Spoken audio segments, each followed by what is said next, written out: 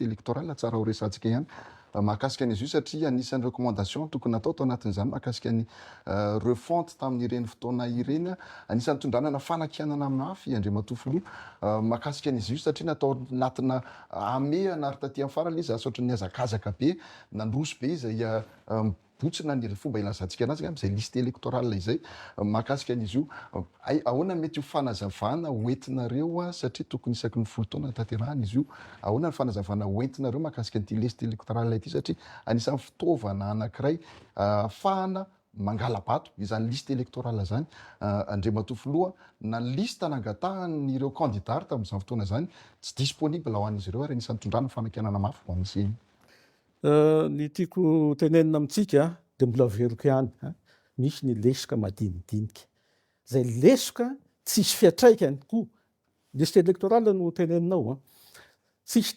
fiatraikany amin'ny fahamarinany le liste électorale zay natao miteny ianao le liste électorale nampiasaina tamin'ny fifidianana le liste électorale nampiasaina tamin'ny fifidianana iny anie averiko eto amintsika nanaovana refonte dia rehefa natao iny nanaovana ny atao hoe audit ny auditena ny liste zay vao niroso tamin'ny atao hoe fifidianana atsika dizany nanao ny audit teneniko atsika tena avy amina entité hafa manokana eto indray zany dia teneniko anareo fa tsy entité tao anatin'ny fitondram-panjakana no nanao n'iny audit iny dia raha mahitsy ny teny entité avy aty amin'ny antoko timo tao no nivalide ny liste noentina nanaovana n'iny fifidianana iny ka io dia mbola averiko aminareo ihany io dia lasa fomba fanao le ataontsika hoe miexagere zavatra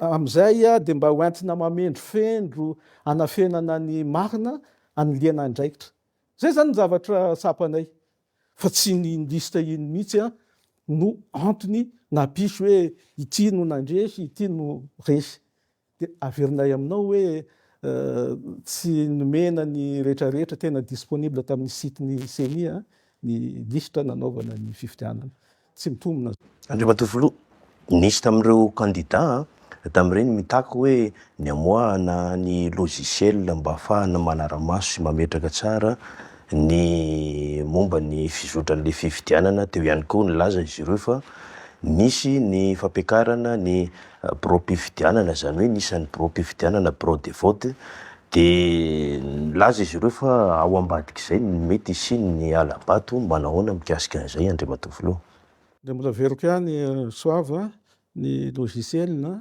dia nisy audit dia atao hoe audit dia fitsirihana fizerena hoe mitombina daholo ve na ny isan'ny olona tao anatin'ny liste na le logiciel nanaovana n'iny fifidianana iny le auditeur teneniko teo no nanao le audit zay nerana tamin'ireo communauté internationale ihany koa dia ny OIF zany ny fitenenana hoe bureau de vote na pina na botsina reny resaka tiana anatavesana resaka reny fa raha ohatra ka misy zany dia reny candidat reny anie dia manana atao hoe délégué any anatina bureau de vote tsy nahitana fanakianana zany fa dia tena hoe resaka tiana atao moa zany mba ambabona ny fon'olona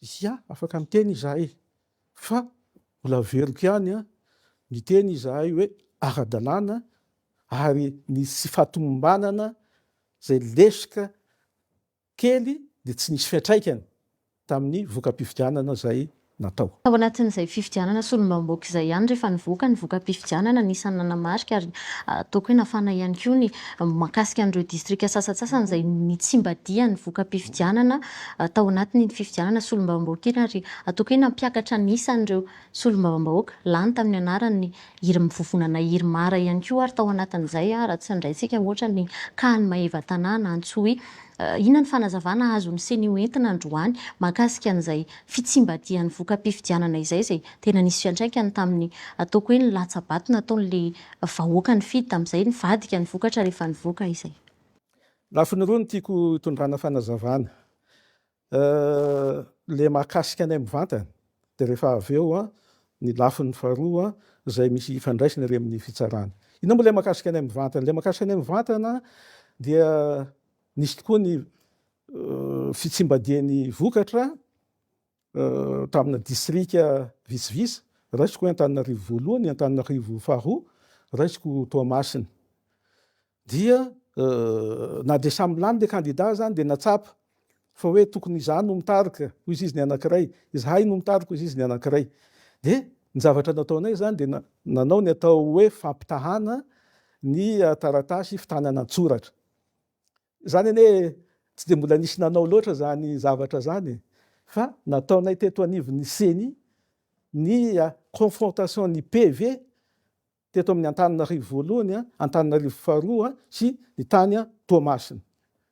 Dia ny tokoa moa zany rehefa natao ny fampitana ny PV dia tsy mbadika le mpitarika io samy lany any zany le candidat fa ny voalohany lasa faharoa, ny faharoa lasa voalohany. Dia io moa zany tsy afenonanareo fa nahazoanay tsiny ihany koa satria natetika le fitsimbadiana teo zany ny voakasika tamin'iny dia le candidat avy amin'ny Irmara, satria ny Irmara nitahaka voalohany teo amin'ny Antananarivo voalohany, faharoa dia tany Toamasina. Dia rehefa tsimbadika izy zany dia nifanoitra amin'izay ny team ny teto Antananarivo no nitahaka dia Andriamatoa Roland Ratsiraka ny tany Toamasina. Dia eo zany dia nomena tsiny indray ny CENI fa mitongila na manao zay sy alany ny candidat avy amin'ny Irmara. Dia anay moa zany milamina ny eritreritray satria ny anay zany dia le tombontsoa ambonin'ny firenena ihany no tandrovinay. Ino ny heverinay fa hitondra filaminana. Tsy ny ampon'olona ray na roa na telo no mibaiko anay fa le tombontsoa ambonin'ny firenena dia le filaminana. Dia tsika ve dia anaiky ve hoe i monsieur Rina na hianatra teto Antananarivo dia anaiky an'io valim-pifidianana io nefa ny PV any aminy. Dia monsieur Roland Ratsiraka ve dia averintsika hoe anaiky tany Toamasina raha hoe avela amin'izao fotsiny fa tsy natao le confrontation. Dia eto re tompoko dia mbola averinay ihany aoka le mamendry fendro fa tsy mahasoa le mamendry fendro fa zareo foana le tombontsoa ambonin'ny firenena. Zay ny momba ny solombavambaoka Andriamatoa Filoha, fa nisy ihany koa ny fifidianana mikasika indrindra ny communal sy municipal. Andriamatoa Filoha tena nampisy resaka ary mbola mitana ny sain'ny mpanara-baovao hatramin'izao ny mikasika ny fanomezana ny ordonnance sy ny fahitana an'ireo miaramila nandeha nifidy. Inona ny fanazavana hoentin'ny CENI mikasika an'izay tompoko? Enonay tokoa le resaka mahakasika ny hoe ordonnance sy ny miaramila andeha nifidy. Alors raha isika kapaka foana le izy. Taizany tena nisy resaka. Ny tamin'iny ray dia ny teto Antananarivo, ny tany Mahajanga ny tena nisy resaka, dia tany Toamasina ihany koa. Inona ny zava-nisy teto Antananarivo? Teto Antananarivo dia tiako no miteny aminareo fa ny candidat Tozo Ravalomanana dia afaka nirosaka izy tamin'ny alalan'ny ordonnance. Raha tsy nomenay, raha tsy nahazo ordonnance Andriamatoa Tozo Ravalomanana tsy afaka nilasaka. Dia teto Antananarivo ihany koa zany amin'ny fotoana farany dia be dia be ny nirotra nangataka ordonnance. Dia ny fotoana efa fohy dia inona no nataonay teto anivon'ny CENI satria mba hampitovy lenta, hampitovy zon'ny olona dia alao mba alalana ty fanomezana ordonnance ka ny Antananarivo io dia nifandray izahay tany amin'ny Fokontany hoe mba zareo kely ene iza daholo ny lisitran'olona tsy manana ordonnance any aminareo alefaso aty aminay satria tsy ho vita isan'andro misy olona firy hitasika milatra teto amin'ny CENI tamin'ireny fotoana reny. Dia sady tsy vitanay ny asanay aty no voasakasakana no mety hiteraka tsy filaminana. Dia ny Fokontany moa zany zay heverinay hoe manana garant moral amin'ilay olona mipetraka ao aminy no niaraka ny asa tamin'ny CENI. Dia nalefany tety zany ny listany olona dia nijerevan'ny CENI dia nangatana ordonnance. Dia ny zavatra nisy anefa raha ny Antananarivo ihany le izy tsy arakaraka le olona nangataka ordonnance no tonga nifidy. Hitantsika le izy tsy arakarak'le olona nangataka ordonnance no tonga ny fidy. Raha ny statistika dia 2079 eo no olona tao anaty ordonnance no tena ny fidy. Zay zany no statistika aty amiko. De raha io 2079 io de raha zerevantsika ny elanelam-bato azony Ramatoa Arilala Ramanantsoa sy Tozo Ravalomanana de tena tsy iny mihitsy no antony nalany ny candidat Arilala Ramanantsoa. Ny elanelam-bato misy teo amin'ny Tozo Ravalomanana sy Arilala de ty amin'ny 106 000 mahery ny an'ny Arilala de 89 000 ny an'ny Tozo. Zany hoe teo amin'ny 17 000 mahery ety. Ditatsika fa le ordonnance ty 2079. Fa ny antony nefa nahazo ordonnance teto Antananarivo satria betsaka iny nangataka an'izay ordonnance.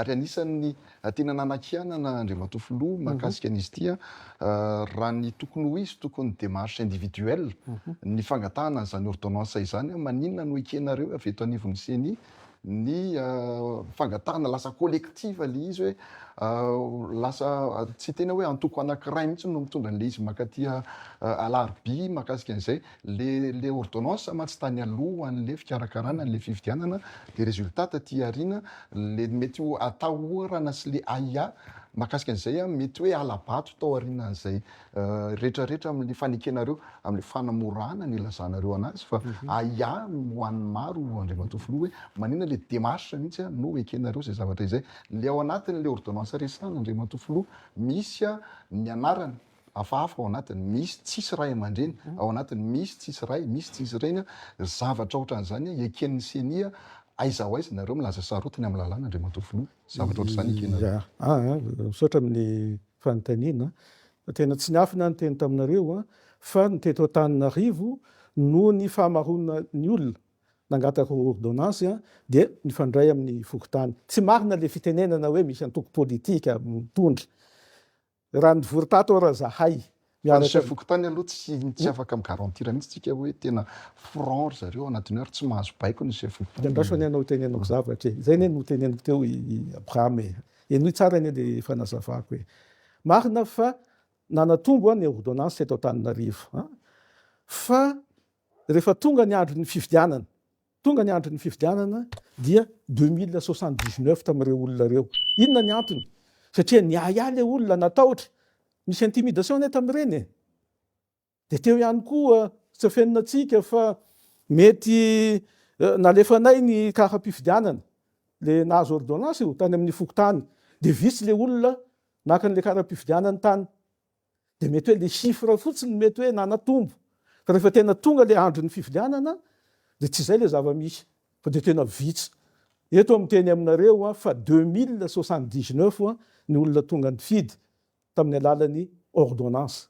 Ka eto zany dia tiako hitondrana fanazavana tsy ny resaka ordonnance mihitsy no tsy nalany an'Andriamatoa Tozo Ravalomanana fa ny disadisa ara-politika zay misy teo anivon'ny fanoerana no natonga ny candidat eto Antananarivo tsy lany. Fa raha nay nifanaraka ny candidat ny TIM sy Andriamatoa Tahiny Lazafojoelina mety ho hafa ny zavatra misy. Alao ne manao kazo vitsivitsy atsika 27 000 anoany vato azony Andriamatoa Tahiny. Ny elanelam-bato teo amin'ny Ramanantsoa sy Tozo Ravalomanana araka le niteneniny teo eo amin'ny 16 000.